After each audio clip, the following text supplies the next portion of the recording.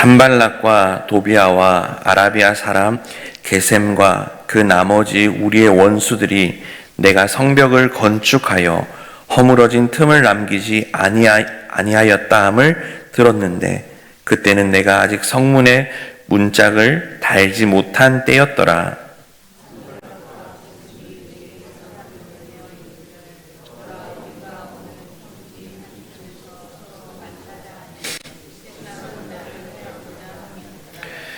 내가 곧 그들에게 사자들을 보내어 이르기를 내가 이제 큰 역사를 하니 내려가지 못하겠노라.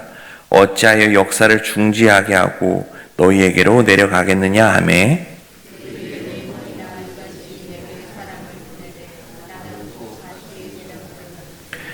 산발락이 5번째는 그 종자의 손에 봉하지 않는 편지를 들려 내게 보냈는데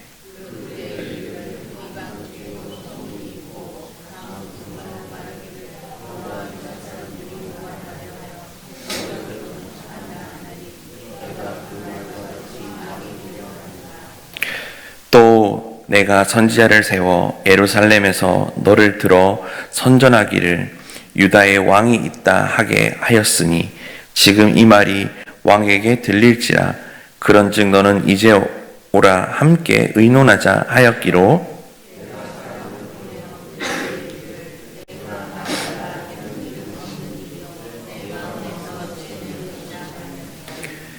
이는 그들이 다 우리를 두렵게 하고자 하여 말하기를 그들의 손에 피곤하여 역사를 중지하고 이루지 못하리라 함이라. 이제 내 손을 힘있게 하옵소서 하였노라.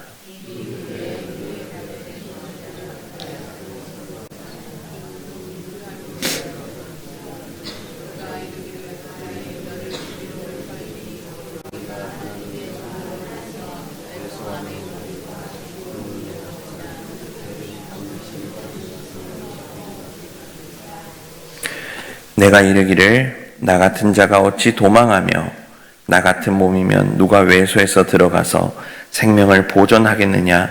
나는 들어가지 않겠노라 하고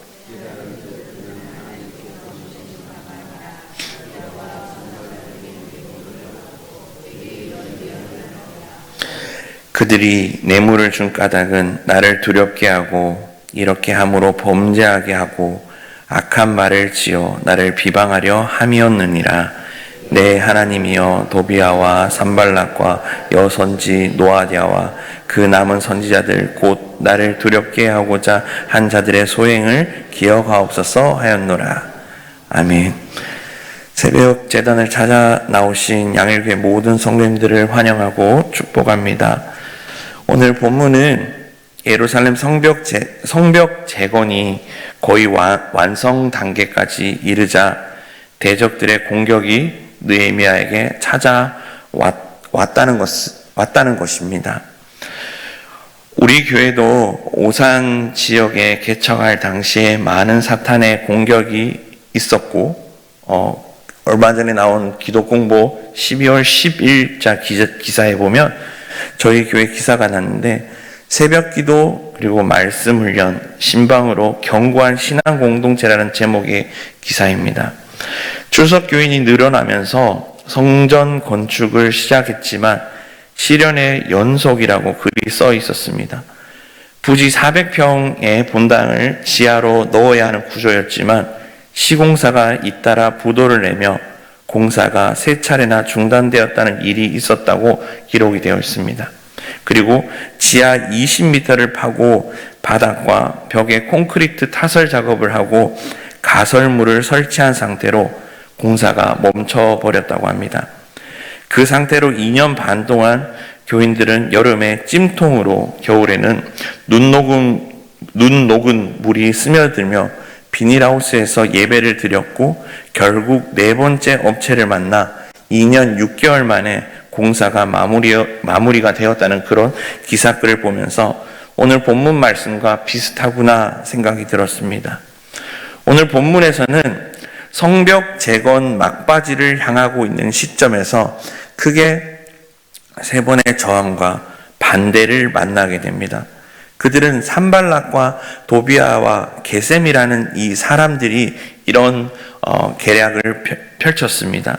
산발락은 이 당시 바사에서 파견한 사마리아 지방을 다스리는 총독이었고, 도비아는 암몬 지역의 관원으로 산발락의 측근 노릇을 하며 느헤미야와 유대 민족을 향한 반대를 하던 그런 사람이었습니다. 게셈이라는 이 사람은 아라비아를 다스리는 그런 사람이었습니다. 이들은 유다 주변을 다스리는 사람들로 느헤미야의 성벽 재건을 시작부터 끝까지 반대하며 괴롭혀 오던 그런 사람들이었습니다. 2절 말씀에 보면 느헤미야에게 사람을 보내어서 오노 평지라는 곳에서 만나자라고 이렇게 제안을 하고 있습니다. 오노는 요파 항구에서 약 12km 정도 떨어진 남동쪽에 위치한 곳인데, 유다와 사마리아의 접경 지역이었을 것으로 추정을 하고 있습니다. 원수들이 먼저 대화를 청했다는 것에 의의를 둘 수 있겠지만, 대화의 진정성이 있었다면 스스로 무장을 해제하고 본인들이 예루살렘에서 만나자고 해야 했을 것입니다.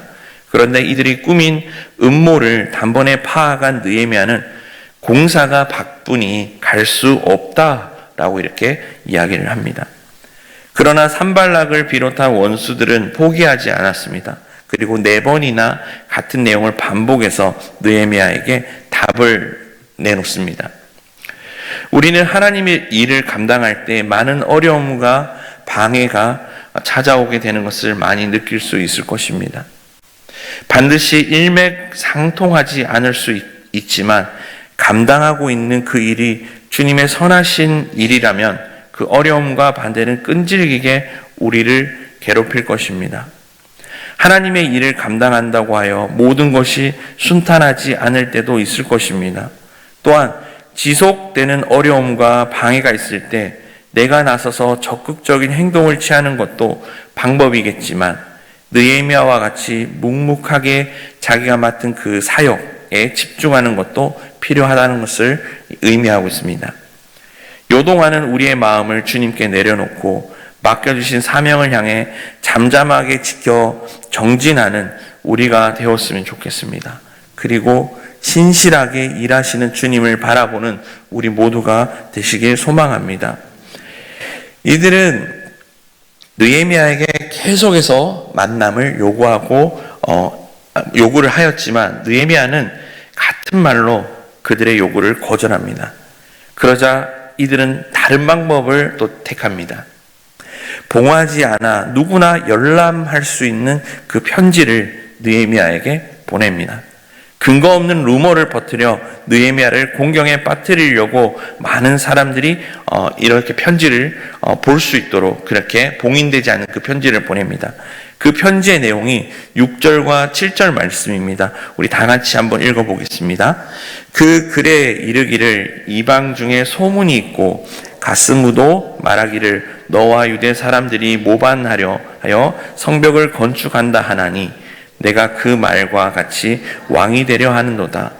또 내가 선지자를 세워 예루살렘에서 너를 들어 선전하기를 유다의 왕이 있다 하게 하였으니 지금 이 말이 왕에게 들릴지라. 그런즉 너는 이제 오라 함께 의논하자 하였기로. 아멘. 이 편지의 내용은 이러했습니다. 유다 사람들이 바사 제국에 대한 반역을 준비하고 있고 느헤미야의 주도로 성벽을 쌓는 일도 모두 반역을 위한 일이다라고 이렇게 기록을 했습니다. 그리고 반역을 통해 느헤미야가 유다의 그 왕으로 추대될 것이고 이를 뒷받침할 선지자들까지 매수했다라는 그런 편지의 글을 썼습니다. 결정적으로 이 모든 소문이 주변 민족 사이에 모두 퍼져 있고 곧 바사 왕에게까지 보고될 것이다 라는 이런 편지 내용이었습니다.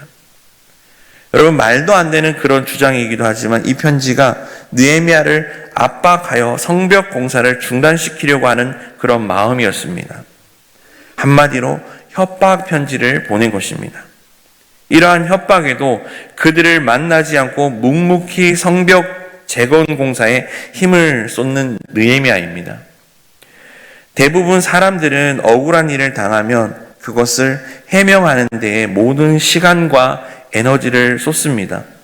그리고 그 안에 분노와 수치로 감정은 더 올라가 결국 판단력을 흐리게 되고 결국엔 복수하고 싶은 마음을 가지게 됩니다. 그러나 믿음의 사람들은 자신의 옳음을 사람들에게 증명받으려 애쓰지 않고 오히려 기도를 합니다. 그리고 자기가 마땅히 해야 할 일을 흔들리지 않고 할 수 있도록 하나님의 뜻을 구하는 기도를 하게 됩니다. 신실했던 많은 그리스도인들이 열심을 가지고 교회를 섬기며 성도들을 섬기다가 억울함을 당하고 어려움을 당해 그 문제 속에 빠져버리는 모습을 우리는 많이 볼 수 있습니다. 그리고 그 문제 속에 갇혀 오히려 이전 신앙마저 잃어버리고 방황하는 그런 모습을 우리는 주위에서 많이 볼 수 있습니다. 그러나 사단의 주된 관심은 내가 아니라 나를 그 억울함과 상처 속에 갇히게 하여 결국 나를 통하여 이루어 가시는 하나님의 뜻을 방해하려는 것이 있다는 것을 우리는 종종 놓치고 살아갈 때가 많이 있습니다. 그러나 바로 그때 우리는 기도해야 된다는 것입니다. 우리는 모든 시선을 하나님께 집중하며 기도해야 된다는 것입니다.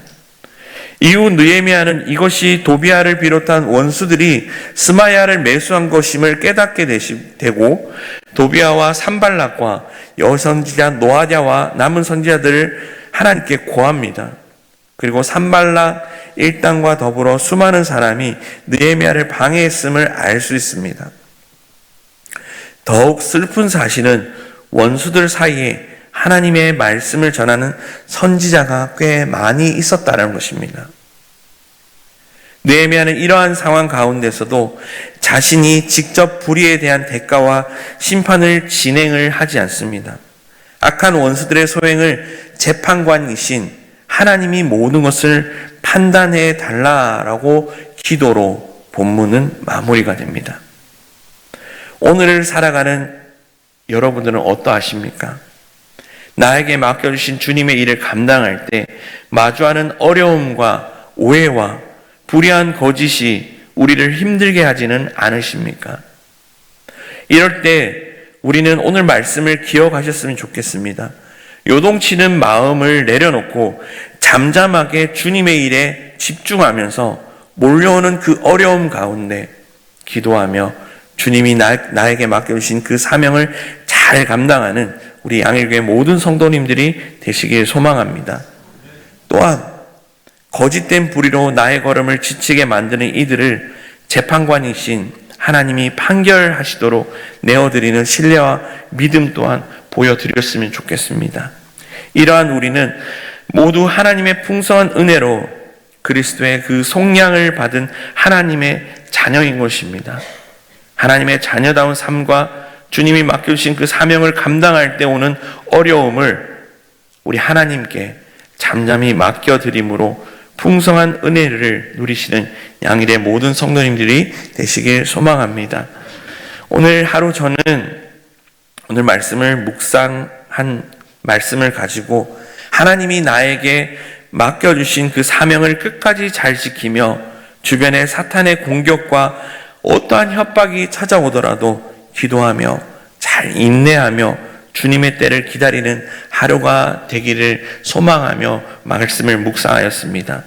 우리 여러분들도 오늘 받은 말씀을 가지고 오늘 하루를 어떻게 살아가야 할 것인가 묵상하며 하루를 시작하는 우리 모두가 되시길 간절히 기도합니다. 기도하겠습니다. 하나님 감사합니다. 주님의 자녀로서 주님의 일을 감당할 때 많은 어려움이 우리의 걸음을 지치게 만들 수 있음을 보았습니다. 그럴수록 낙심치 말게 하여 주시고 지혜로 잠잠히 하나님께 맡겨드리는 우리의 믿음이 되게 하여 주시옵소서. 그러한 믿음의 삶으로 모든 것을 가능케 하시는 하나님의 능력을 의지하여 우리가 속해 있는 가정과 우리가 속해 있는 모든 공동체에 무너진 곳을 다시 한 번 더 수축하여 하나님께 영광을 돌리게 하여 주시옵소서. 예수님의 이름으로 기도드립니다. 아멘.